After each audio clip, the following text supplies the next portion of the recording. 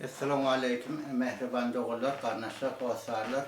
Hemen de yakının selam etken, Bilay Maya'yı, Mahtumuli Beyk atamızın ayı, buldum Türkmen şehrimizde, Afganistan Türkmen doğullarının arasında, şun yalim Türkmenistan Milli Atavatamızda, Karagakpak Türkmen doğullarının arasında, Tacikistan'da yaşayan Türkmen doğullarının arasında, bu dünyada yaşap gören, bütün Türkmen doğullarında Beyik Mahtumuli atamızın doğulanını, şahirliğini tüysürükten kutlayan, hemişe bayramçılık olsun, asudacılık olsun, parakatçılık olsun, milletimiz, halkımız asuda, parakatçılıkta yaşasın ve yaxşı niyetlerde yaşayalım, yaxşı arzularda olayım. Yine bir neçe vakitten, yine kıyıska vakitten ayın 28'ine, 29'una 30'una iyun ayının bizim büyük bayramçılığımız oluyor. O da Kurban bayramçılığı, kurbanlık, kurbanlıkta 3 gün tutuluyor. Her kim öz yağda yettiğinden mal soyuyor. Kim masa soğar, kim masa diye, kim masa geçi, kim masa ülen giriyor. Dürlü yağdaylar. Bu manço bayramçılık hasam yaşlarının arasında has kav tesir koyuyor. Bire kutlamak, bire sıylamak, hürmet etmek, o has kavzat. Şunun yalım kabir yağdaylar var, bizim yaş vaktimizde kabirlerin bire gövni degen masa, ya da bire arası degen masa, ya kefurun alışmayan masa, ya yüreği inzam masa, başka birine şu adamları yaraştırıyorlar. Diysen o kavzat, şunun yala orada bayramına, kurbanlık bayramına, ya başka bayramçılıklarda şunun yala işlere diliyor. Bizde nesile geliyor, o kavzat, kav pikar. Kabirde onların aşamız en çeme yıllar arzu ettiğerler, niyet ettiğerler, bir Mekke'ye gitsek, Medine'ye gitsek, bir ziyaret etsek, bir hacı olsak deyip arzuda oluyorlar, en çeme yıllar. Hudaya şükür, büyük Allah Tanrı'nın adı bilen arzular hasıl olsun, hasıl oluyor. Şunun alem gittiğinde Mekke, Medine, bizim büyük Peygamberimiz Muhammed Resulullah, onun öyüne var, mazarına var, bir ziyaret ettiğiniz, İslam arzularına ettiğiniz, niyetlerine ettiğiniz, günahlarınızı kabir yadaylarda oluyor, kabirlerde şuna günahım dökülsün deyip, dürlü yadaylar, hepimiz düşününe, fikrine bağlı. Mekke, Medine, bizim Peygamberimizin Muhammed Resulullah'ın gençlik çeken yerleri, oruç çeken yerleri, din İslam kabul edilen yerleri, Arabistan Suudi'de, o da bir has kavzat, o niyetlerin kabul olsun, sağaman gelin, bize emişe yaxşı niyette bulayın, yani iyiliğinizde, oğullarınız, uşaklarınız, aktıklarınız, doğum kardeşleriniz, hasarlarınız karşı oturanırlar, sizin arzularınız hasıl olsun deyip, o has kavzat, yani bir her hilyaday oluyor, bizim Müslüman yurtlarımızda dürlü şeyler ama, sünniler ama, onun Hanefiler, nemeleri var. Yine Hanefiye Sünni dine giriyor. Şafiiler, ayretin, şun yala şeyler var, Aleviler var. Ondan sonra Vahabistler var. Dürlü yerde. Şöyle Müslüman dinin var içinde en çeme nemeler var. Bölük kuramalar var. Yani dini düşünceler var. Hep boyunca kabul ediyor. Şun yani dürlü yurtlardan bariyerler, dürlü yurtlardan şu Asya'da ya başka yurtlarda yaşap veremezse gittiyerler, ziyaret ettiyerler. Ona diyden cemiyet kopoluyor, Kurban ayına adında havada ısı, kabir yağday oluyor, ençeme yılmına odal, Türkmen sehradan doğulamız gitti. Her yılın ki elbette şu giden vaktları, şu vintriyator diyanısı, üyü ya cayı ya dedemi, şu yaşayan yerlerini ya bolayan yerlerini savuducu encam. Yani tanke diyorlar partine dürlü aytmalı oluyor.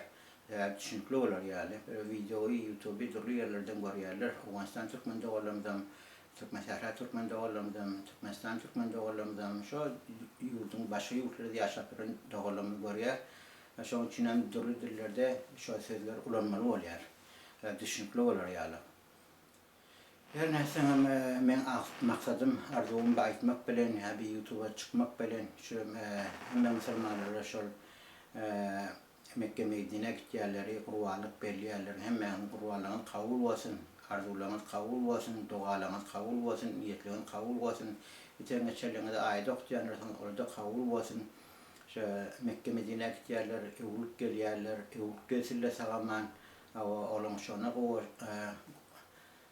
oğlum şona nime koşulsun oğlum şona kocağına yani vatanına, iline, gününe doğum anlaşın kocağına sağaman gel kavuşsun ziyaretlerim kabul olsun yan bir aytıp geçecek lazım ya aytıp geçtim hem Instagram'da aytıp geçtim hem şu yerdayı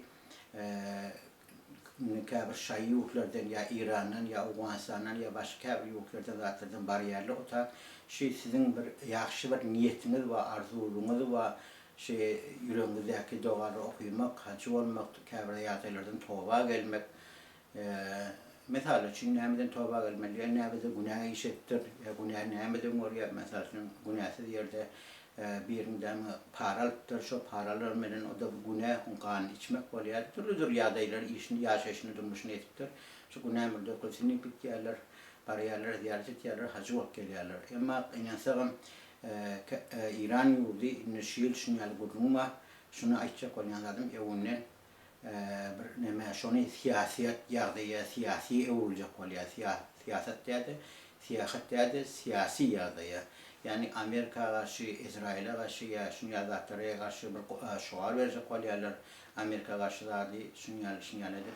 Ölüm olsun Amerika, ölüm olsun İsrail'e ya Anglı verir zaten. Şunu yalı siyaset şarjak olayalar.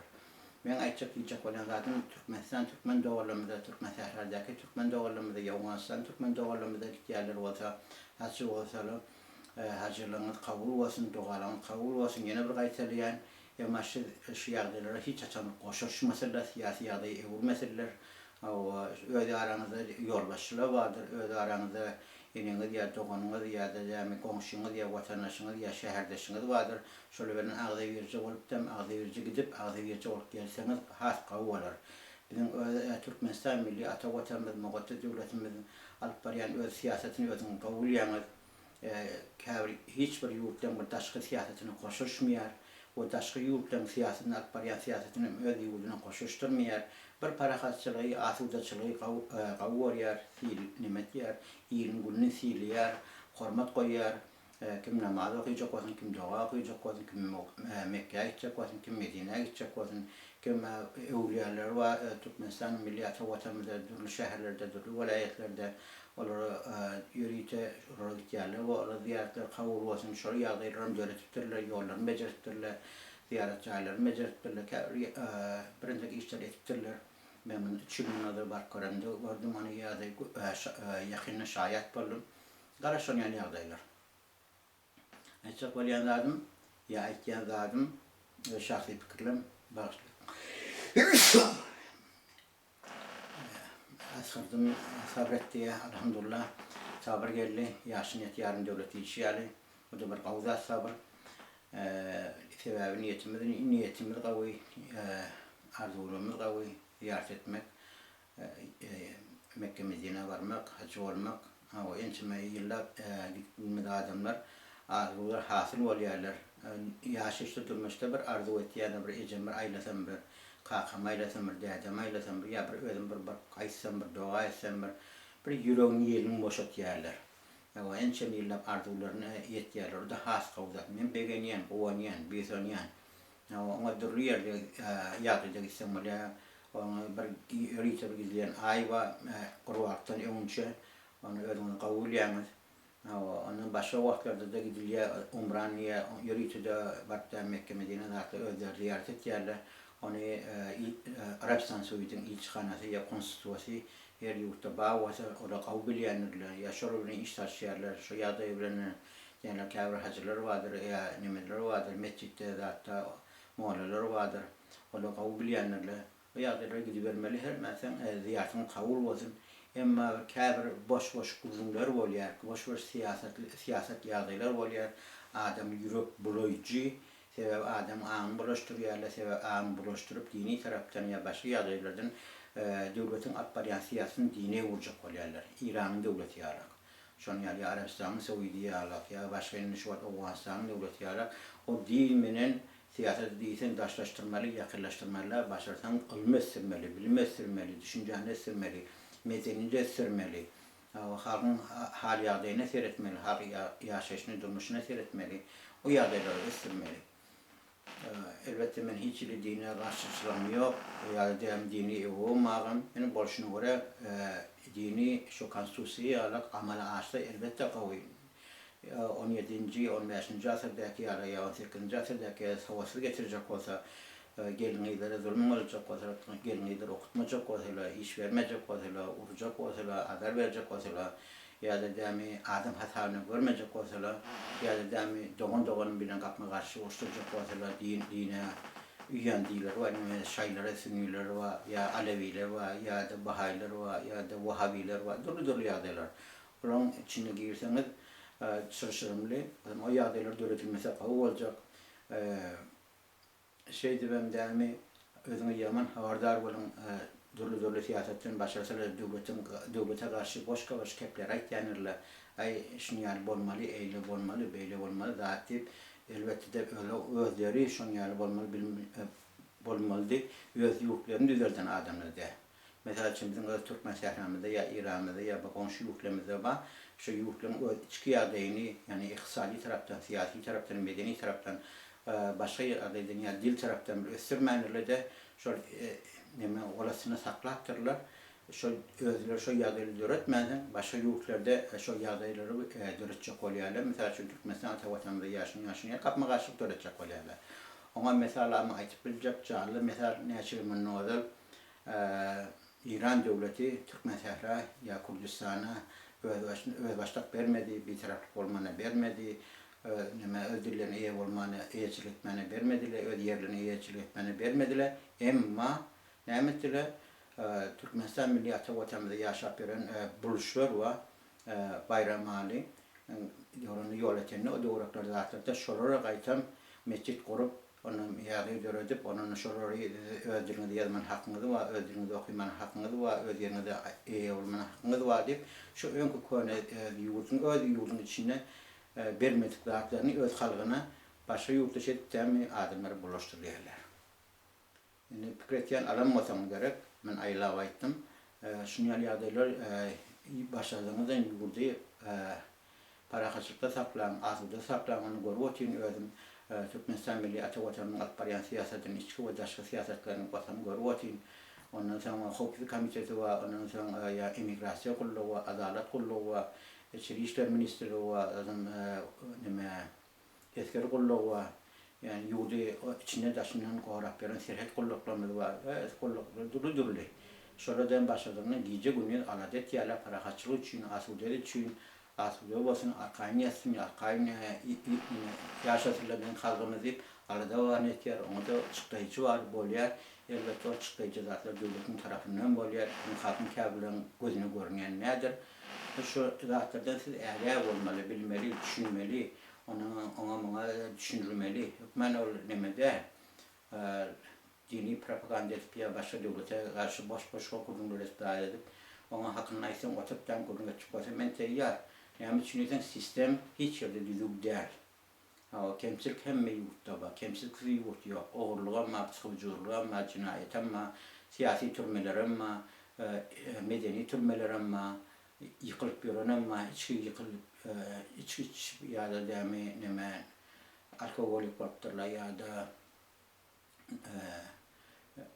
teriyek amrıver çıkıp ya da marijuana çıktı, şun özel karlarsın da şu yağdıya şu dereceye yetiştirler. Yani vesveynançılık, adan dayatçılık yaşıyor. Yani mafi şeyler işle ya da bir yağdaylarda bir devletlerde zaten yararlı uçduret ya da medeni uçduret ya da ekonomi uçduret psikoloji uçduret siyasi boş köple kurumlar zaten uçduret yerler hadirem teknik ösensen YouTube'lardan, Instagram'lardan, Facebook'lardan, e-mail'lardan ya TikTok'tan duru yağdaylardan devlete karşı ulanıyorlar. Emma şu aytgan zatların käzatla hiç gaysam öz ınananak, emma düşmançılık nemet yerler aralacak bolýarlar türlü ýagdaý. Ol aranmak ya düşmançılık nemetmeden o halgyňa, öz ýylyňa, öz doganyňa, öz garnaşyňa siyasi görüş bilmeýänmi, siyasi ýoluna bileňizmi, görüşmeýän, bilýänmi, siyasi görüşüne şahsy. Ne de benim şahsın edilip bir de siyasi kemçilim var o der. Ay palani, ay pimdani boş kurumlar hiç ilan haceti yok. Orada öz maglumatını, savadıını, ilmin, bilimin pes derecedini görkeliyor. O tümmanı şunu yaşanan yağdayı başlıyor. Yağdayları praksiyonda atıp da çok da çözmeli. Aytmeni dime şunu yağday. Hiç kim ona karşı da oturuşuyla devletin öyle oturuyor. Fikir etiyor şu hakta durur yağday. Mesela için paraxorluğu için, paraxorluğu karşı yerde de başka yağdaylar var. Hükümetin öz fikrini duyduğu oldu deyip başka halkların demi yaşasın durmuşsun buluşturmalıyan at yok. Mümkün sen fikrin özünü için duyduğudur ya kabir adamlar için duyduğudur, kabir adamlar için ne doğrudur. Durur yağday olup biliyor. Yöne yurda başlarsan yurda edecek olsan paraxatçılık uğruna, asılda uğruna, uçsuvi yağdayda, başka yağdayda, durlu yağdaylarda yurda etip oluyor. Ama mesela şu an aytıp olacak Japonya ya da önkü Germania, gün materde de gün doğur Germania, ya İran 1979 yıla çelle 9 yılın içinde bakar yağdayda ekonomi yağdayının össi. Bana aylantılan ulu mafi işler vati şonu mafiler o yurtlarda nehirli uçturuluk bular birek kapını karşılayıp bular nehir olup neftin alıp bular gazını alıp bular pahtasını alıp bular pahamını alıp bular yerin asımnaki yerin simnaki bayraklarını alıp bular diplomatya. Şonsuzum aliyerler ama öz aytken bahası bilen ancak oluyorlar. Şoň üçin öz bahasy bilen şo ýurdun bayraklaryny alyp bilmesler, şo ýurdun ýolbaşçylaryny diktator diýip belleýärler.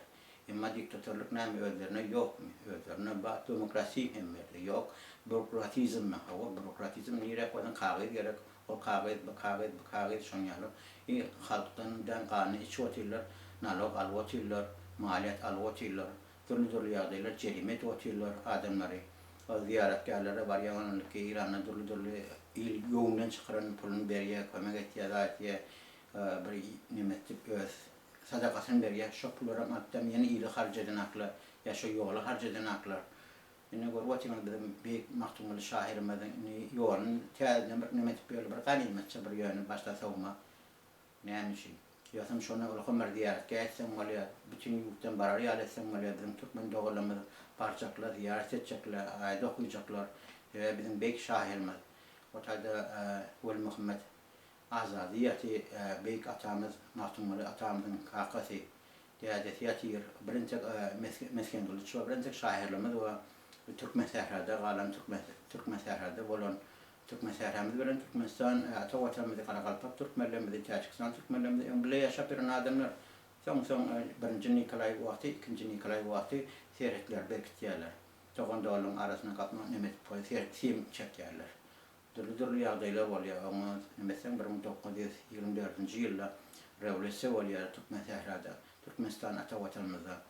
Ondan nimet ýaly, ondan soň ýa 1932-nji 37-nji ýylda tutusyp basawas bolýar Stalin döwri, ýene dogulamy, käbir Türkmenistan dogulamy mejbur bolup Türkmen sährä gitmeli bolýarlar. Ýa topragy ýene arasynda simma. Ondan soň Afganistan Türkmenlerinde basımlık parmalı oluyorlar. Koreyanı dünya çaykana oldu. Yönüm şeyle, hazırım şeyle. Ne için? Hem de şu yurdun bayrağı için. Yön su için olsa, gaz için olsa, yer için olsa, gaz için, pahtı için, neft için, başka bayrakları için. Hiç şeyle bizim yurdumuzun, halkımızın, ilmi günümüzün yürü avlayan yok. Şunun için ägä bolun, haberdar bolun, başarsanız savatlı bolun, ilimli bolun, bilimli bolun, düşünceli bolun, watany, ilguni silan hormat koyun, döwlete silan hormat koyun, aşan döwletin silasyny hormat koysaňyz, özüňiz için koýdyňyz. Döwletem sizi silan hormat koýar. Aşan bir döwletin kapmaga çykyp nime dilse, boş gurulary ýaýradylsa, edilse, ona döwletin ýolbaşçylaryny görwatýsa, o wansany 43 ýyllyk näýli ýagdaýlar boldy. Filistin'in ehli adayları var, İran'ın ehli adayları var. Ya 30 yılın içinde Tacikistan'a ya Kazakistan'a, Kırgızistan'ın ehli adayı var. Çeçen'in ehli adayları var. Moskova'nın ehli adayları var. Görüyorsun mu? Dürü sözün şu yağdaylardan Türkmenistan milli Atatürk'ümüz, mukaddes devletimiz başına alıp çıktı. Hiç senin halkını buluşturmadı. Halkını içki yağdaydan, daşkı yağdaydan, evet en kıyıcılık çeken yağdaylarından var. Ekonomi yağdaydan var, siyasi yağdaydan var, tecrübesizlik yağdayı var. Olan hem de geçti olsun şu at kulalı ulu kalp yaşa yapıyorlar. Begeniyen, kuvaniyen toylarını toya ulaştın.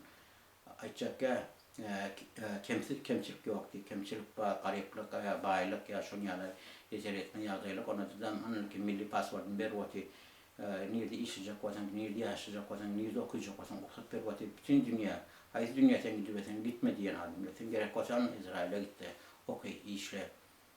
Sen gitti Ukrayna'ya işle, Moskova'da işle, Germanya'da işle, Polşa'da işle, haysi yurtta işle. Neden onu ortak bir vati yok yanak. Kolyam sinyal halkının sivla ya sinyal hormat koyuyor onun meternemi. İver mesela İvermeye değil İverni adı da adamın amrı zaten bulaştırıp dini taraftan ya başka siyasi taraftan bulaştırıp da karşı olacak koyuyorlar. O ayken fikirlerini atyanında boş bulurum, boşlar. Devlet özünü bektir. İn kavsi devleti neme kullanmak, silamak. Ne bizim onun öz devletimiz var vatımız. 6 milyon 7 milyon bosunma. Türkmen şehrimizden, İran'ımızdan, en çimen basılmış bir şon birini öde bizim özümüz. Şon için şon yarak olmasın bir iş şimdilik yerler, okul şimdilik yerler, hem yadırları da oturuyorlar. Amerika'ya gidiyorlar, halen yurdumuza gidiyorlar, az kavga, işlemeli, kazancı etmeli, ömrü tüketmeli. En aylak durum parçamız, şol toprak atavatamız, ilunumuzdur, doğan kardeşlerimizdir. Şu toprak nerede olsa gözünü çekendir. Sebep o toprakta sen göbeğin damlıktır. Göbek kanın damlıktır. Ağacı suyucu gülüğünü yurtta geçirtirsin, toprakta geçirtirsin. Madem ahda gediğiniz, ah demek madem zarını gediğiniz. Vatanında ilmi görüp bilmem kalk, bat bilmem kalk, şu tayda camı versek. Ben de bir şükür deyip görüyorum ama ayçak olanlardan türlü siyasi yağdaylar var, ekonomi yağdaylar var, medeni yağdaylar var. Türlü o yurtlarda, bağ yurtlarda şunal özgürlüğünü koymayanlar. Şunun için gayret edin, haberdar olun. Bana şahsi fikirlemi, Mekke'ye gidecekler, ziyaret edecekler zatlar, sağlaman gitsinler, sağlaman yurt gelsinler, boş kepler kudumlarına kulak kavardık görmesinler. Bizim kanımızı ve dini içince, biz kafir der, Müslüman, şu şağaltıdan bizim kulağımıza adam çekilen, o zaten bizim kursağımızdan, yüreğimizden ayırıp bilmeyenler, neyse ayrılıysa da ayırıp bilmeyenler. Doğru ideoloji, fikrimiz zaten başka türlü bulmam mümkün. O sistem için, yaşayış için, durmuş için, yaşayış durmuş, cemiyet üyesiye, yaşayış durmuşun fikirleri mesiye. Onu hem bir fikirde zaten saklap olmuyor. Saklasan bir yerden yeni çıkıyor şun yalıyadı. Şunun için gelin bir yere silalim, hormat koyalım, öz devletimize, ilimize, günümüze, doğum anlaşılma hasarımıza, şu zaten haberdar olayım. Bulmadık ka. Bolana sana ak bolup da adettir diyorum, hayır yok. Onu bizim en çime Türkmen şehrimizden Mekke Medine'ye gidenler pakı olup gelirler. Menne şun suratlar ama video filmler ama zaten. Ama ben orada koymayacak olan. Ne için koymayacak olan? Sebep yüreğimiz ağırtmayacak olan. O zaten koysan ya aysan diysen ya desem en çime adına yüreği kurtarıp bilmiyor. Şunun için hemen Türkmenistan'ın milli televizyonun ya radyasını kollayan ne için hiç elbette koymuyor. Onun türlü programlar var, o programların koyuyor, o programların halımızın da ödediğimiz kudurlu yağdırlardan görüp biliyemez, YouTube'dan sürülen görüp biliyemez, haliyen zaten öğrenip biliyemez. Şunun için gayret edin yaşayıştı durmuşta öğrenecek olun, bilecek olun. Boş kapten göründen hayrı yok. İş gerek mi, iş ödeyemez mi? Onu türlü yağdırlardan, onu Polşa'da işler verirler var. Türkiye'de işler verirler var, Moskova'da işler verirler var, Arap yurtlarda işler verirler var, Gruzya'da işler verirler var. İşler verirler var, işler veren kazançlar veren. Koruyanlar mı? Türlü bahane etmeliler o zatları. Şu yağdırların bir 4 yılda. Gerek olsa 10 yıl, 15 yıl işlersiniz, onun yerinden cahil olarsınız, cahilin içine koşunuz, olun şunun kavu yaşar. Gözmenin görüp böyle. Daha sonra Akçayabr rayonuna Könürgünç'te, ondan sonra Neme'de, Marda, Bayramalla, Tecenni, Türkmen avatta çünkü adı Çercev'de. Aşıvatın özünde. Aşıvatın devreğinden inlik Balkan avat tarafta şon yani. Kızılırgot'ta şon yani. Kargaladan ya nimeden Neftan özüne kumdağdan cevelin ve duru yağdaylıdan Krasnın Vısk'tan Türkmen maşaatın götürüyor. Hem yerden bazı aşıvutlu okap yerler, işlep yerler, kazancetip yerler, berekeller vermiyor. Yani gördüğün gidenin hayrı yok. Devletim haliyen sen işlep yersen, iş mının olsan, kazancın mının olsan da ona gel ya, git diye kafa açık dur diye. Doğru gez diye. Doğru gezmesen şahını kakar diye. Devletin o akbariyen siyaset ol. Hiç aytmayasan siyasete koşuşmadı, hiç aytmayasan yarak elini almadı, ya hiç aytmayasan elini narkotik almadı.